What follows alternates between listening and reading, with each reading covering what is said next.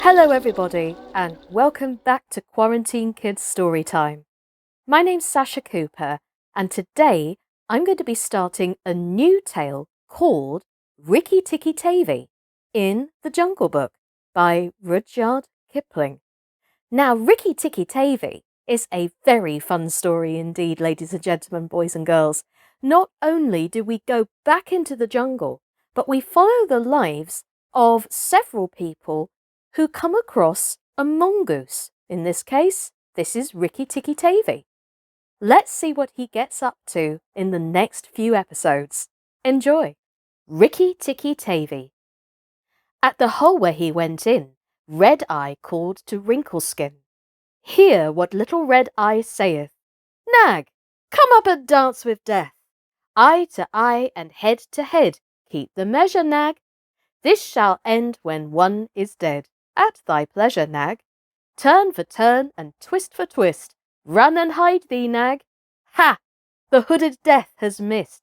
Woe betide thee, Nag. This is the story of the great war that Rikki Tikki-Tavy fought single-handed through the bathrooms of the big bungalow in Segwoli Cantonment. Darzy, the tailor bird, helped him, and Chundra, the muskrat, who never comes out into the middle of the floor, but always creeps round by the wall, gave him advice. But Rikki Tikki did the real fighting. He was a mongoose, rather like a little cat in his fur and his tail, but quite like a weasel in his head and his habits. His eyes and the end of his restless nose were pink. He could scratch himself anywhere he pleased with any leg, front or back, that he chose to use. He could fluff up his tail till it looked like a bottle brush, and his war cry as he scuttled through the long grass was, "Rikki Tikki-Tikki-Tikki-Tikki!" One day, a high summer flood washed him out of the burrow where he lived with his father and mother, and carried him, kicking and clucking, down a roadside ditch. He found a little wisp of grass floating there, and clung to it till he lost his senses. When he revived, he was lying in the hot sun in the middle of a garden path, very draggled indeed, and a small boy was saying, "Here's a dead mongoose. Let's have a funeral." "No," said his mother, "let's take him in and dry him. Perhaps he isn't really dead." They took him into the house, and a big man picked him up between his finger and thumb, and said he was not dead, but half choked. So they wrapped him in cotton wool and warmed him over a little fire, and he's opened his eyes and sneezed. "Choo!" "Now," said the big man, he was an Englishman who had just moved into the bungalow, "don't frighten him, and we'll see what he'll do." It is the hardest thing in the world to frighten a mongoose, because he is eaten up from nose to tail with curiosity. The motto of all the mongoose family is, "Run and find out," and Rikki Tikki was a true mongoose. He looked at the cotton wool, decided that it was not good to eat, ran all around the table, sat up and put his fur in order, scratched himself, and jumped on the small boy's shoulder. "Don't be frightened, Teddy," said his father. "That's his way of making friends." "Ouch! He's tickling under my chin," said Teddy. Rikki Tikki looked down between the boy's collar and neck, snuffed at his ear, and climbed down to the floor, where he sat rubbing his nose. "Good gracious!" said Teddy's mother. "And that's a wild creature. I suppose he's so lame because we've been kind to him." "All mongooses are like that," said her husband. "If Teddy doesn't pick him up by the tail or tries to put him into a cage, he'll run in and out of the house all day long. Let's give him something to eat." They gave him a little piece of raw meat. Rikki Tikki liked it immensely, and when it was finished, he went out into the veranda and sat in the sunshine and fluffed up his fur to make it dry to the roots. Then he felt better. "There are more things to find out about in this house," he said to himself, "than all my family could find out in all their lives. I shall certainly stay and find out."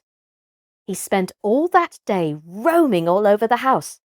He nearly drowned himself in the bathtubs, put his nose into the ink on a writing table, and burned it on the end of the big man's cigar, for he climbed up in the big man's lap to see how writing was done. At nightfall, he ran into Teddy's nursery to watch how kerosene lamps were lighted. And when Teddy went to bed, Rikki Tikki climbed up too. But he was a restless companion because he had to get up and attend to every noise all throughout the night and find out what made it. Teddy's mother and father came in, the last thing, to look at their boy, and Rikki Tikki was awake on the pillow. "I don't like that," said Teddy's mother. "He may bite the child." "He'll do no such thing," said the father. "Teddy's safer with that little beast than if he had a bloodhound to watch him. If a snake came into the nursery now—" But Teddy's mother wouldn't think of anything so awful. Early in the morning, Rikki Tikki came to early breakfast in the veranda, riding on Teddy's shoulder, and they gave him banana and some boiled egg. He sat on all their laps one after the other, because every well-brought-up mongoose always hopes to be a house mongoose some day, and have rooms to run about in, and Rikki Tikki's mother, well, she used to live in the general's house at Sigwilly, had carefully told Rikki what to do if ever he came across men. Then Rikki Tikki went out into the garden to see what was to be seen. It was a large garden, only half cultivated, with bushes as big as summer houses of Marshall Neal roses, limes and orange trees, clumps of bamboos and thickets of high grass. Rikki Tikki licked his lips. "This is a splendid hunting ground," he said, and his tail grew bottle-brushy at the thought of it, and he scuttled up and down the garden, snuffling here and there until he heard very sorrowful voices in a thorn bush. It was Darzy, the tailor bird, and his wife. They had made a beautiful nest by pulling 2 big leaves together and stitching up the edges with fibres, and they had filled the hollow with cotton and downy fluff. The nest swayed to and fro, and they sat on the rim and cried. "What is the matter?" asked Rikki Tikki. "We are very miserable," said Darzy. "One of our babies fell out of the nest yesterday, and Nag ate him." Said Rikki Tikki. "That is very sad. But I am a stranger here. Who is Nag?" Darzy and his wife only cowered down in the nest without answering, for from the thick grass at the foot of the bush there came a low hiss, a horrid cold sound that made Rikki Tikki jump back 2 clear feet. Then inch by inch out of the grass rose up the head and spread hood of Nag, the big black cobra, and he was 5 feet long from tongue to tail. When he had lifted 1/3 of himself clear of the ground, he stayed balancing to and fro exactly as a dandelion tuft balances in the wind, and he looked at Rikki Tikki with the wicked snake's eyes that never change their expression, whatever the snake may be thinking of. "Who is Nag?" said he. "I am Nag. The great god Brahm put his mark upon all our people when the first cobra spread his hood to keep the son of Brahm as he slept. Look! Be afraid." He spread out his hood more than ever, and Rikki Tikki saw the spectacle mark on the back of it that looks exactly like the eye part of a hook and eye fastening. He was afraid for the minute, but it is impossible for a mongoose to stay frightened for any length of time.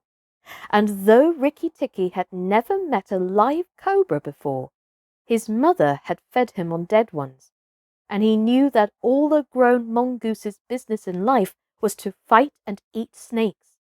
Nag knew that too, and at the bottom of his cold heart, he was afraid.